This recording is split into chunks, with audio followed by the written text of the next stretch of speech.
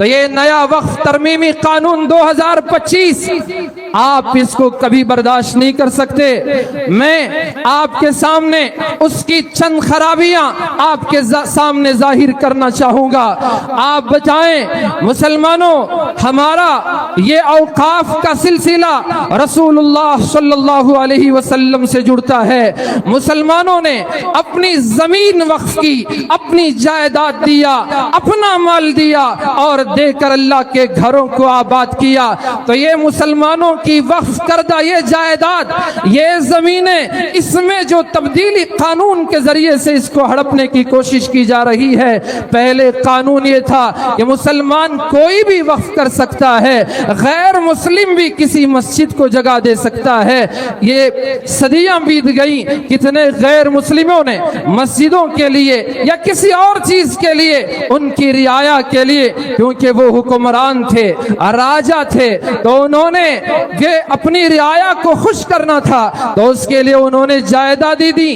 तो अच्छी बात है, अगर वो वक्फ करना चाहें और रियाया को खुश करना चाहें तो उनके लिए इजाजत है, उन्होंने दिया। लेकिन मौजूदा कानून में तरमीम करके उन्होंने ये पास किया कि अब कोई गैर मुस्लिम मुसलमानों के लिए अपनी जमीन वक्फ नहीं कर सकता। लेकिन वो ये कहते हैं कि वक्फ काउंसिल में गैर मुस्लिम होंगे और वो भी लाजिमन होंगे, वक्फ बोर्ड में गैर मुस्लिम होंगे।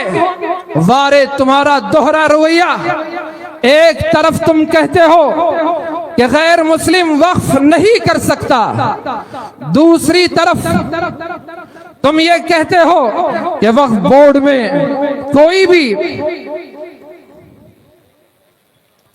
वक्फ बोर्ड में गैर मुस्लिम दाखिल हो सकता है, जिम्मेदार बन सकता है। वही हिंदू एंडोमेंट में हमें उस पर कोई एतराज नहीं, हमारा मुतालबा भी नहीं कि हमारी तरफ से ये हुकूमत से डिमांड भी नहीं कि हिंदू एंडोमेंट यानी जो उनके औकाफ हैं, क्रिश्चियनों के औकाफ हैं, सिखों के औकाफ हैं, बुद्धों के औकाफ हैं, दीगर धर्म के मानने वाले लोगों के औकाफ हैं, हमारा ये मुतालबा हरगिज नहीं कि किसी मुसलमान को उसमें दाखिल करो। हम किसी की उनके मजहबी मामलों में दखल देना नहीं चाहते। मुसलमान इस मुल्क का अमन पसंद शहरी है। दूसरी बात, अगर कोई मुसलमान हो जाए, डर देखे उनको कि अगर कोई वक्फ करने के लिए, इतने नेकी को हासिल करने के लिए अगर रोक लगी तो हो सकता है कि वो अपना धर्म ही बदल ले, मुसलमान बन जाए। और क्यों ना हो, तारीख गवाह है, हमारे आबा व अजदाद बड़ों ने भी सहाबा के हाथों ईमान कबूल किया था। ख्वाजा अजमेरी रहमतुल्लाह अलैह के हाथों मुसलमान हुए थे और हम उनके नस्ल हैं जो यहाँ के बाशिंदे हैं। तो यह इस्लाम उतना ही उभरेगा जितना इसको दबाने की कोशिश की जाएगी। उन्हें डर है कि कहीं लोग अपना मजहब छोड़कर मुसलमान बनकर न कर दें, तो इसलिए उन्होंने कानून में ये भी बात लाई कि वो मुसलमान वक्फ कर सकता है जो 5 साल प्रैक्टिसिंग मुस्लिम हो, अमल पर कायम मुसलमान हो। क्या आप मस्जिद में आकर देखोगे हमारी खवातीन जो नो मुस्लिम है, क्या आप उनके ईमान और अमाल को परखने के लिए आपकी तरफ से कोई नुमाइंदा कारिंदा भेजोगे?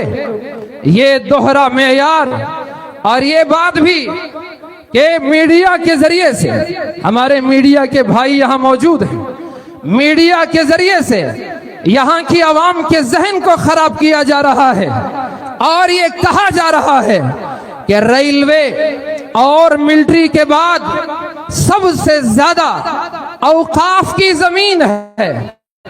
6 लाख एकड़ से ज्यादा औकाफ की जमीन है। ये झूठ है, झूठ का एक फलिंदा है। हाजिरीन, हाँ औकाफ की जायदाद 6 लाख एकड़ से ज्यादा है, लेकिन इसका मतलब ये नहीं कि किसी और मजहब के मानने वालों के पास इससे कम जायदाद है।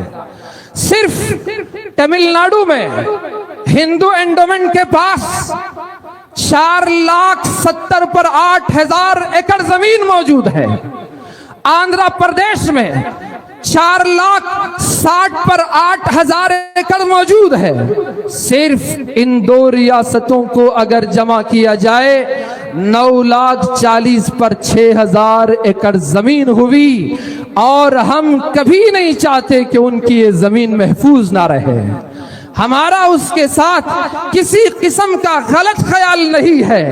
आपके पुरखों ने दिया, आपको मुबारक हो, बल्कि हम हुकूमत वक्त से मुतालबा करते हैं कि आप हुकूमत वाले दूसरे धर्म के लोगों की जमीनों की हिफाजत का भी काम करें।